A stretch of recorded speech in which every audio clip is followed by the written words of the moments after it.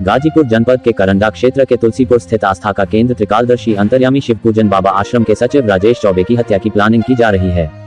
राजेश चौबे ने करंडा थाने समेत एसपी से शिकायत कर जान माल की सुरक्षा की गुहार लगाई है।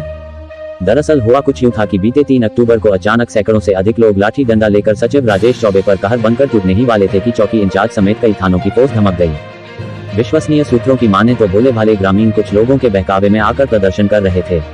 दिव्य लोक आश्रम के सचिव राजेश चौबे ने प्रेस वार्ता में बताया कि नवरात्र के पहले दिन अपने शहर स्थित आवास से शिवपूजन बाबा आश्रम पर कलश स्थापना करने के लिए पहुंचा, तभी एक सोची समझी साजिश के तहत कुछ लोग लाठी डंडे लेकर हमला करने के लिए आमादा हो गए। इस दौरान दर्शन करने आए भक्तों ने किसी तरह बीच बचाव किया। उन्होंने बताया कि पिछले कई महीनों से इनोवा गाड़ी से चोरी हो रही थी, तभी पिछले रविवार को दीनापुर निवासी हिमांशु नाम का युवक पकड़ा गया। पुलिस पूछताछ में हिमांशु ने दीपक नाम का एक युवक को बताया। फिर दोनों ने कहा कि इस चोरी में आश्रम के इंदल नाम का युवक भी शामिल है। फिर गांव के मानिंद लोगों के मध्यस्थता से सुलह समझौता हुआ। फिर कुछ लोगों द्वारा पूरे प्लानिंग और साजिश के तहत ये भ्रम फैलाते हुए कहा गया कि ठाकुर बिरादरी के लड़के को राजेश चौबे ने छोड़ दिया और बिंद बिरादरी के लड़का को राजेश चौबे ने मुकदमा कराकर जेल भेजवा दिया। उन्होंने बताया कि पूरे षड्यंत्र के तहत कुछ लोगों द्वारा मेरे छवि को धूमिल करने का काम किया गया है। पिछले कई वर्षों से मेरी हत्या कराने की षड्यंत्र किया जा रहा है। उन्होंने बताया कि मेरे द्वारा तहरीर दिया गया है और शासन प्रशासन पर पूरा भरोसा है कि न्याय मिलेगा। उन्होंने दावा करते हुए कहा कि अगर पूरे मामले की जांच हुई तो कई लोगों के चेहरे बेनकाब हो जाएगा। अपना परिचय देते हुए आप बताएं कि कल दिव्य लोक आश्रम पर किस तरह की घटना घटी।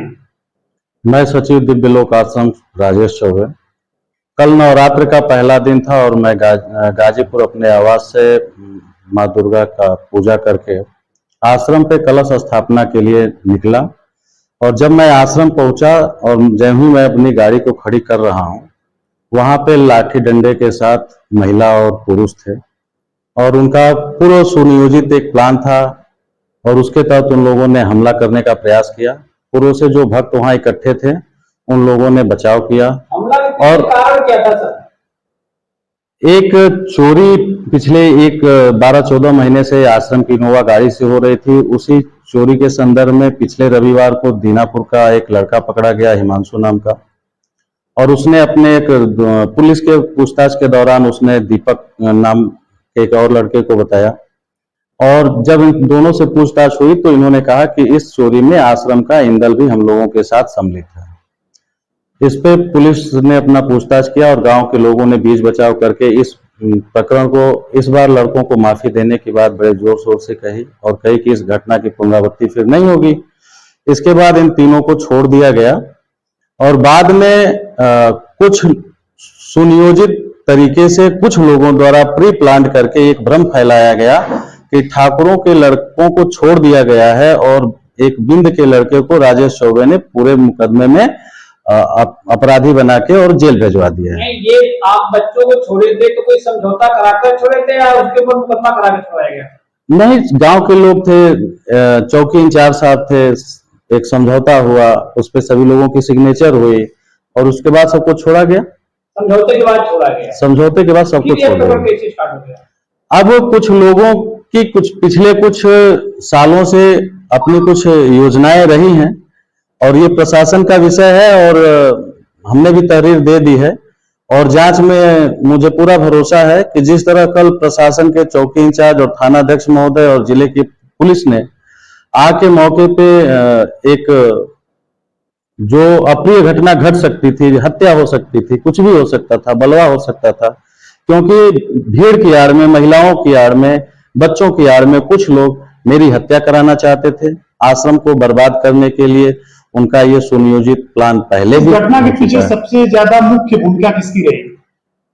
इस घटना के विषय में सबसे ज्यादा मुख्य भूमिका एक सतेंद्र बिंद नाम का लड़का है और जब प्रशासन उससे पूछताछ करेगा तो इस पूरा रहस्य खुल जाएगा कि इसमें कौन कौन लोग शामिल। यह वही लोग बताएंगे कि उन लोगों ने इस सुनियोजित तरीके से किए गए हमले में कहां कहां से लोगों को इकट्ठा किया था, कौन कौन से। लगभग कितनी भीड़ रही?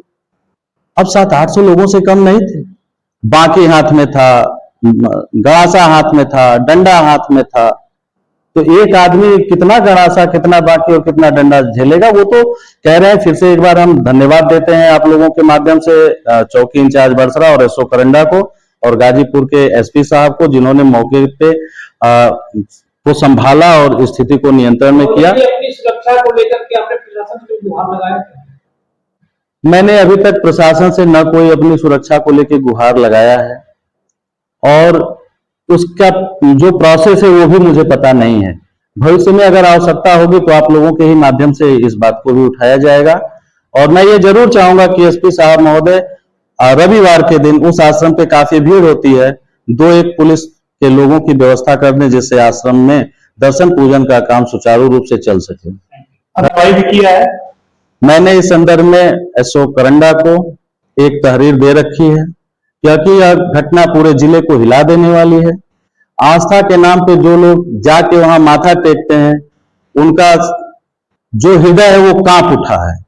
यह साधारण घटना नहीं है, इसकी जांच होनी चाहिए और जो दोषी हो उस पर कार्रवाई होनी चाहिए।